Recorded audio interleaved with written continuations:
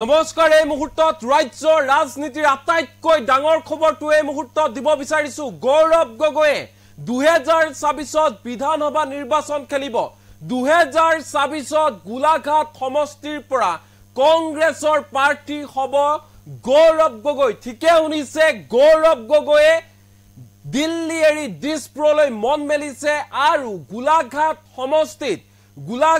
সমষ্টিত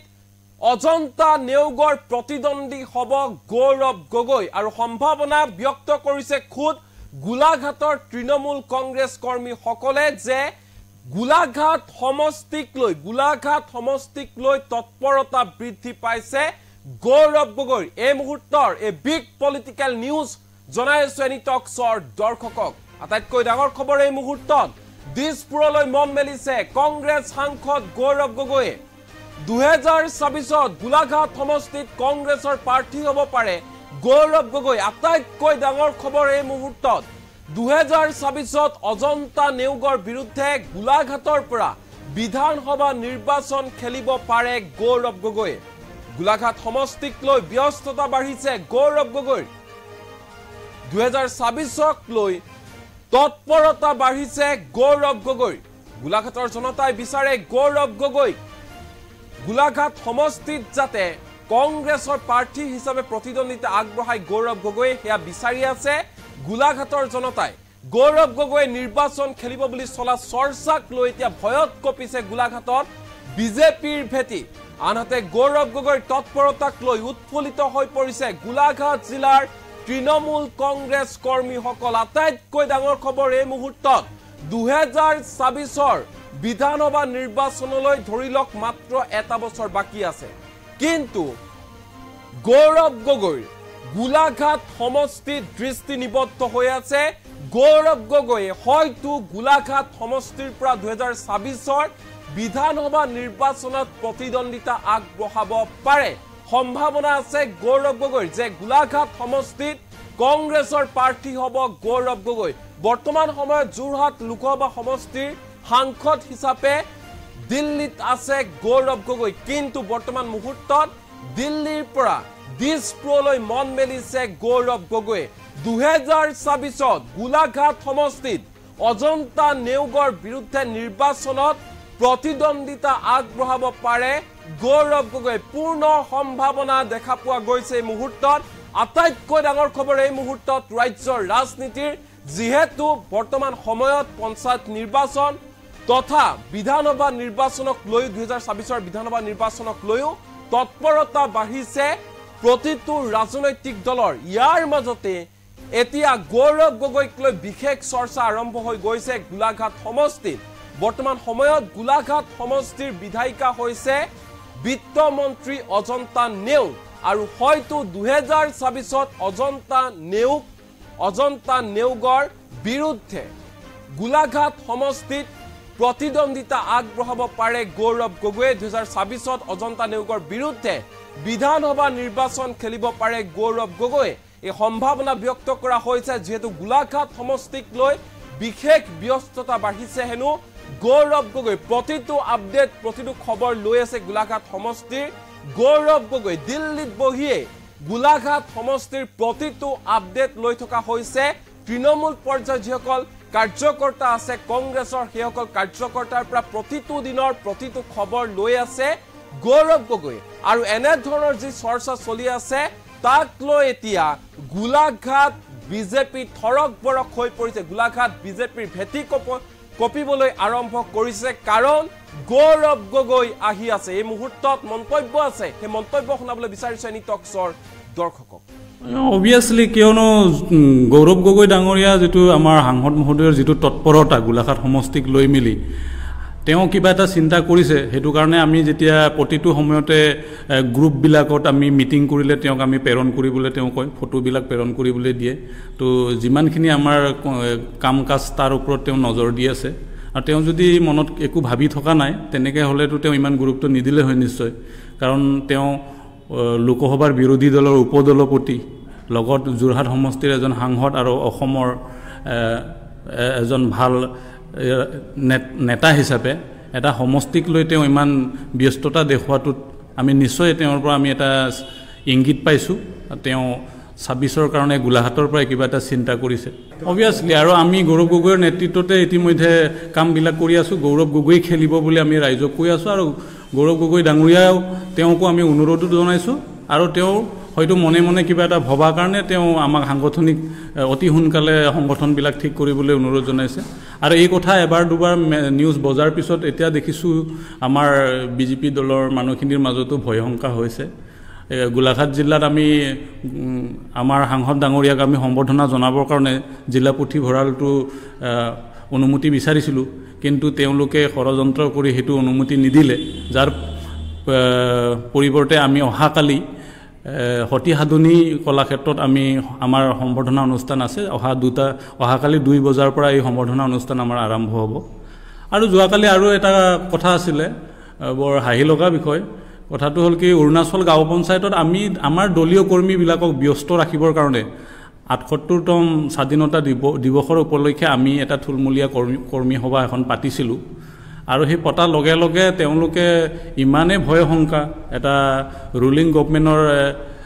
বিত্তীয় মন্ত্ৰীকে প্ৰমুখ্য কৰি এজন সাংসদ আহি অৰুণাচল গাঁও পঞ্চায়তৰ আমাৰ সভা হৈ থকা দেখি ইফালৰ পৰা সিফালে ঘূৰি ফুৰিছে তো তেওঁলোকৰ এটা ভয় শংকা ইতিমধ্যে হ'বলৈ ধৰিলে আৰু আমাৰ গোলাঘাট সমষ্টিত এতিয়া ৰাইজে কংগ্ৰেছমুখী হৈছে আৰু তেওঁলোকে কংগ্ৰেছ শূন্য হ'ল বুলি বেলেগ সময়ত কৈ আছিলে যদি কংগ্ৰেছ শূন্যই হৈছে তো তেওঁলোকে ইমান ভয় খাইছে কেলে কংগ্ৰেছে শূন্য হৈছে বুলি তেওঁলোকে কৈ আছিল যে গোলাঘাটত কংগ্ৰেছ শূন্যৰ দিশে গৈ আছে যদি শূন্যৰ দিশে গৈছে তেওঁ এজন বিত্তমন্ত্ৰী হৈ গোটেই অসমত তেওঁ আটাইতকৈ কম লিড দিছে তেওঁৰ এমপিজনক তো তেওঁ তেতিয়াহ'লে তেওঁ যিমান প্ৰভাৱশালী তেওঁ নিজকে ভাবিছিলে সেইটো প্ৰমাণ ৰাইজে কৰি দিলে ইতিমধ্যে এই খবৰটো পোৱাৰ পিছত কংগ্ৰেছ কৰ্মীও আমাৰ মাজত উৎসাহ আছে আৰু আগত আমাৰ যিবিলাক সাংগঠনিক মিটিংবিলাকত বৰ বেছি মানুহ মানে যিমান আহিছিলে এতিয়া আমি দেখিছোঁ কিছুমান দলতে থকা মানুহ কিন্তু দলত সময় দিয়া নাছিলে কিন্তু এতিয়া পঞ্চায়তত আমি যেতিয়া সভা সমিতিবিলাক কৰিছোঁ কংগ্ৰেছত ভোট দিও দল কৰিবলৈ নহা মানুহখিনি এতিয়া ওলাই আহিছে এঘৰি আমি সংগঠনৰ যোগেদি আমি কংগ্ৰেছৰ হৈ এঘৰি লাগিম বুলি তেওঁলোকে ওলাই আহিছে আৰু প্ৰত্যেকটো মিটিঙতে আমি মণ্ডল লেভেলত আমাৰ মানুহ আমি এতিয়া ভিৰ পাইছোঁ প্ৰত্যেকটো মিটিঙত একেবাৰে কৰ্মী সভা এখন পাতিলেও 50-60 জন মানুহ আমি পাই আছোঁ সেইটো এটা হয় গৌৰৱ গগৈ ডাঙৰীয়াৰ যিটো জনপ্ৰিয়তা এতিয়া ক'বলৈ গ'লে অসম বুলি ক'লে হয় শিল্পী হিচাপে জুবিন গাৰ্গতকৈ বেছি আমি ক'ব নোৱাৰোঁ কিন্তু নৱপ্ৰজন্মৰ হাৰ্টথ্ৰব বুলি ক'লে শিল্পী হিচাপে জুবিন গাৰ্গ যিটো সাংস্কৃতিকৰ আৰু ৰাজনীতিকৰ হাৰ্টথ্ৰব বুলি ক'লে এতিয়া গোটেই অসমত গৌৰৱ গগৈ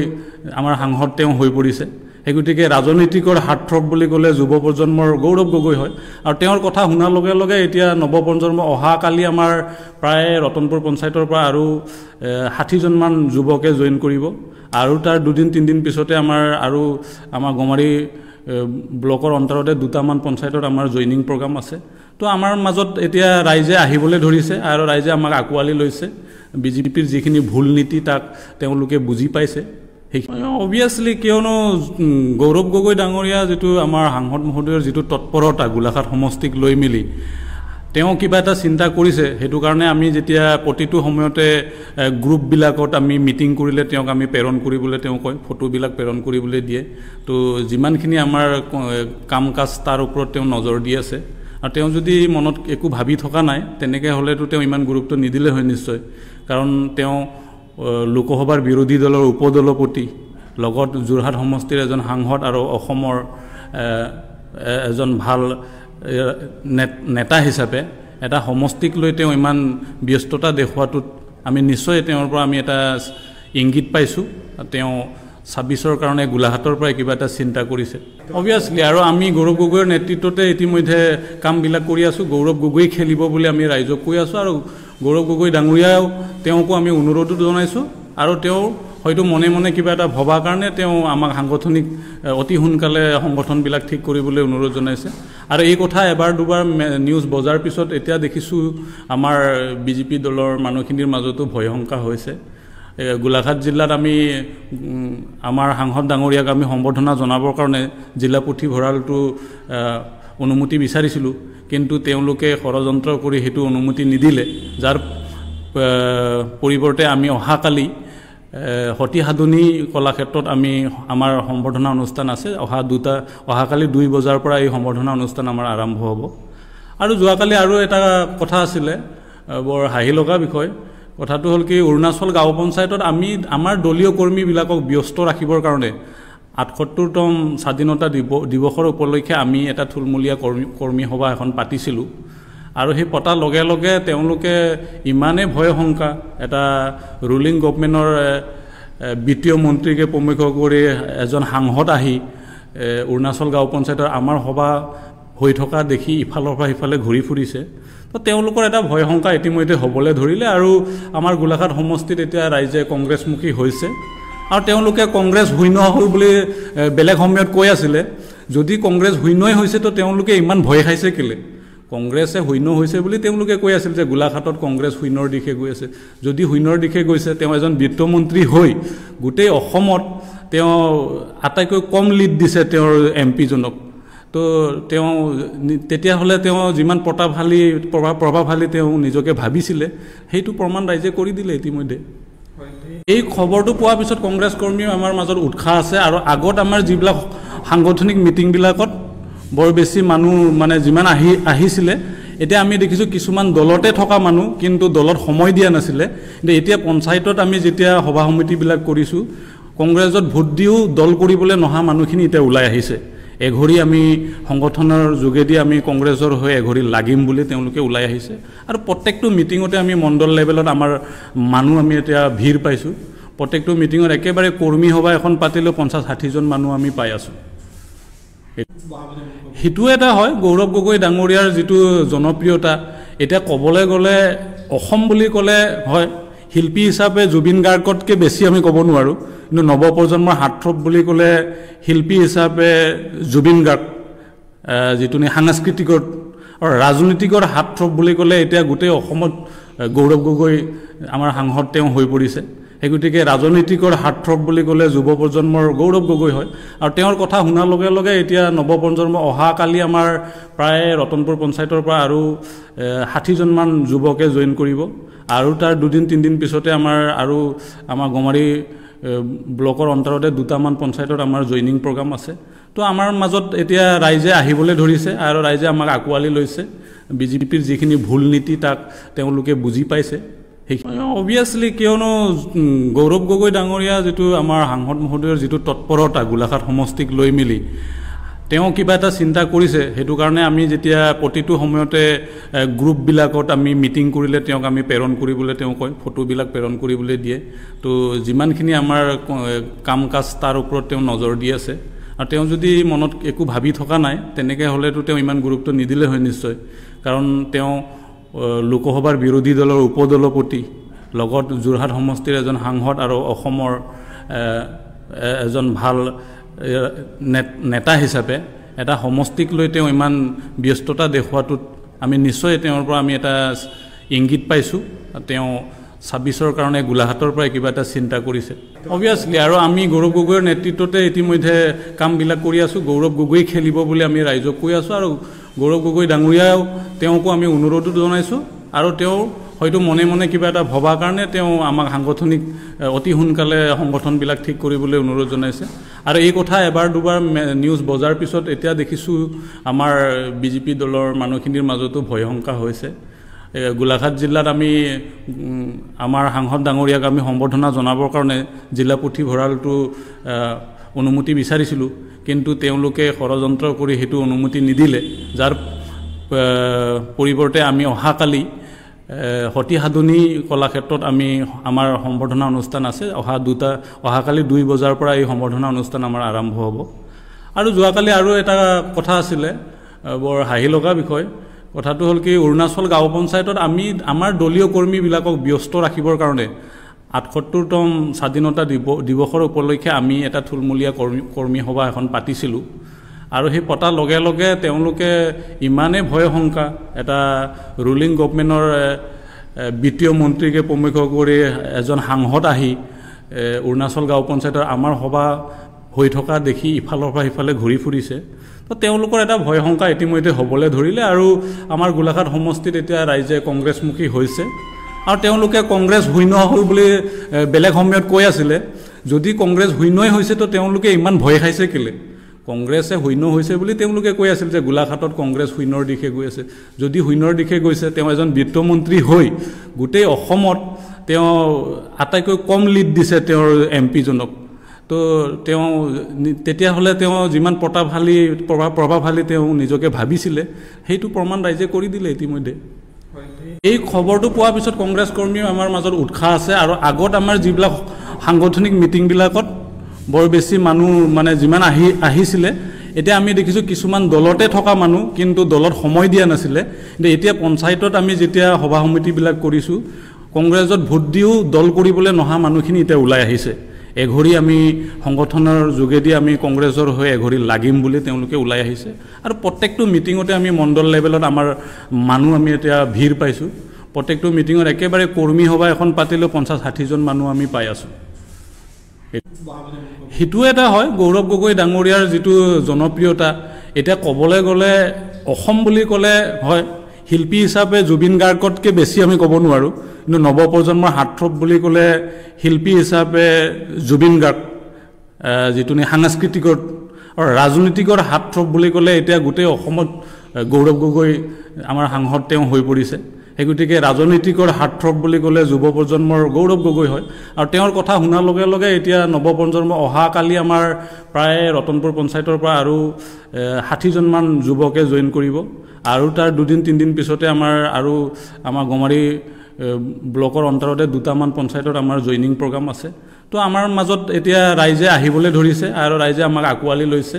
বিজেপিৰ যিখিনি ভুল নীতি তাক তেওঁলোকে বুজি পাইছে অবভিয়াছলি কিয়নো গৌৰৱ গগৈ ডাঙৰীয়া যিটো আমাৰ সাংসদ মহোদয়ৰ যিটো তৎপৰতা গোলাঘাট সমষ্টিক লৈ মিলি তেওঁ কিবা এটা চিন্তা কৰিছে সেইটো কাৰণে আমি যেতিয়া প্ৰতিটো সময়তে গ্ৰুপবিলাকত আমি মিটিং কৰিলে তেওঁক আমি প্ৰেৰণ কৰিবলৈ তেওঁ কয় ফটোবিলাক প্ৰেৰণ কৰিবলৈ দিয়ে তো যিমানখিনি আমাৰ কাম কাজ তাৰ ওপৰত তেওঁ নজৰ দি আছে আৰু তেওঁ যদি মনত একো ভাবি থকা নাই তেনেকৈ হ'লেতো তেওঁ ইমান গুৰুত্ব নিদিলে হয় নিশ্চয় কাৰণ তেওঁ লোকসভাৰ বিৰোধী দলৰ উপদলপতি লগত যোৰহাট সমষ্টিৰ এজন সাংসদ আৰু অসমৰ এজন ভাল নেতা হিচাপে এটা সমষ্টিক লৈ তেওঁ ইমান ব্যস্ততা দেখুৱাটোত আমি নিশ্চয় তেওঁৰ পৰা আমি এটা ইংগিত পাইছোঁ তেওঁ 26ৰ কাৰণে গোলাঘাটৰ পৰা কিবা এটা চিন্তা কৰিছে অবভিয়াছলি আৰু আমি গৌৰৱ গগৈৰ নেতৃত্বতে ইতিমধ্যে কামবিলাক কৰি আছোঁ গৌৰৱ গগৈ খেলিব বুলি আমি ৰাইজক কৈ আছোঁ আৰু গৌৰৱ গগৈ ডাঙৰীয়াও তেওঁকো আমি অনুৰোধো জনাইছোঁ আৰু তেওঁ হয়তো মনে মনে কিবা এটা ভবাৰ কাৰণে তেওঁ আমাক সাংগঠনিক অতি সোনকালে সংগঠনবিলাক ঠিক কৰিবলৈ অনুৰোধ জনাইছে আৰু এই কথা এবাৰ দুবাৰ নিউজ বজাৰ পিছত এতিয়া দেখিছোঁ আমাৰ বিজেপি দলৰ মানুহখিনিৰ মাজতো ভয় শংকা হৈছে গোলাঘাট জিলাত আমি আমাৰ সাংসদ ডাঙৰীয়াক আমি সম্বৰ্ধনা জনাবৰ কাৰণে জিলা পুথিভঁৰালটো অনুমতি বিচাৰিছিলোঁ কিন্তু তেওঁলোকে ষড়যন্ত্ৰ কৰি সেইটো অনুমতি নিদিলে যাৰ পৰিৱৰ্তে আমি অহাকালি সতী সাধনী কলাক্ষেত্ৰত আমি আমাৰ সম্বৰ্ধনা অনুষ্ঠান আছে অহাকালি 2 বজাৰ পৰা এই সম্বৰ্ধনা অনুষ্ঠান আমাৰ আৰম্ভ হ'ব আৰু যোৱাকালি আৰু এটা কথা আছিলে বৰ হাঁহি লগা বিষয় কথাটো হ'ল কি অৰুণাচল গাঁও পঞ্চায়তত আমি আমাৰ দলীয় কৰ্মীবিলাকক ব্যস্ত ৰাখিবৰ কাৰণে ৭৮তম স্বাধীনতা দিৱসৰ উপলক্ষে আমি এটা থুলমূলীয়া কৰ্মী সভা এখন পাতিছিলোঁ আৰু সেই পতাৰ লগে লগে তেওঁলোকে ইমানেই ভয় শংকা এটা ৰুলিং গভৰ্ণমেণ্টৰ বিত্তীয় মন্ত্ৰীকে প্ৰমুখ কৰি এজন সাংসদ আহি অৰুণাচল গাঁও পঞ্চায়তৰ আমাৰ সভা হৈ থকা দেখি ইফালৰ পৰা সিফালে ঘূৰি ফুৰিছে তো তেওঁলোকৰ এটা ভয় শংকা ইতিমধ্যে হ'বলৈ ধৰিলে আৰু আমাৰ গোলাঘাট সমষ্টিত এতিয়া ৰাইজে কংগ্ৰেছমুখী হৈছে আৰু তেওঁলোকে কংগ্ৰেছ শূন্য হ'ল বুলি বেলেগ সময়ত কৈ আছিলে যদি কংগ্ৰেছ শূন্যই হৈছে তো তেওঁলোকে ইমান ভয় খাইছে কেলে কংগ্ৰেছে শূন্য হৈছে বুলি তেওঁলোকে কৈ আছিল যে গোলাঘাটত কংগ্ৰেছ শূন্যৰ দিশে গৈ আছে যদি শূন্যৰ দিশে গৈছে তেওঁ এজন বিত্তমন্ত্ৰী হৈ গোটেই অসমত তেওঁ আটাইকৈ কম লিড দিছে তেওঁৰ এমপিজনক তো তেওঁ তেতিয়াহ'লে তেওঁ যিমান প্ৰভাৱশালী তেওঁ নিজকে ভাবিছিলে সেইটো প্ৰমাণ ৰাইজে কৰি দিলে ইতিমধ্যে এই খবৰটো পোৱাৰ পিছত কংগ্ৰেছ কৰ্মীও আমাৰ মাজত উৎসাহ আছে আৰু আগত আমাৰ যিবিলাক সাংগঠনিক মিটিংবিলাকত বৰ বেছি মানুহ মানে যিমান আহিছিলে এতিয়া আমি দেখিছোঁ কিছুমান দলতে থকা মানুহ কিন্তু দলত সময় দিয়া নাছিলে কিন্তু এতিয়া পঞ্চায়তত আমি যেতিয়া সভা সমিতিবিলাক কৰিছোঁ কংগ্ৰেছত ভোট দিও দল কৰিবলৈ নহা মানুহখিনি এতিয়া ওলাই আহিছে এঘৰি আমি সংগঠনৰ যোগেদি আমি কংগ্ৰেছৰ হৈ এঘৰি লাগিম বুলি তেওঁলোকে ওলাই আহিছে আৰু প্ৰত্যেকটো মিটিঙতে আমি মণ্ডল লেভেলত আমাৰ মানুহ আমি এতিয়া ভিৰ পাইছোঁ প্ৰত্যেকটো মিটিঙত একেবাৰে কৰ্মী সভা এখন পাতিলেও 50-60 জন মানুহ আমি পাই আছোঁ হিটু এটা হয় গৌৰৱ গগৈ ডাঙৰীয়াৰ যিটো জনপ্ৰিয়তা এটা ক'বলৈ গ'লে অসম বুলি ক'লে হয় শিল্পী হিচাপে জুবিন গাৰ্গতকৈ বেছি আমি ক'ব নোৱাৰোঁ কিন্তু নৱপ্ৰজন্মৰ হাতথ্ৰব বুলি ক'লে শিল্পী হিচাপে জুবিন গাৰ্গ যিটো সাংস্কৃতিকৰ আৰু ৰাজনীতিকৰ হাতথ্ৰব বুলি ক'লে এতিয়া গোটেই অসমত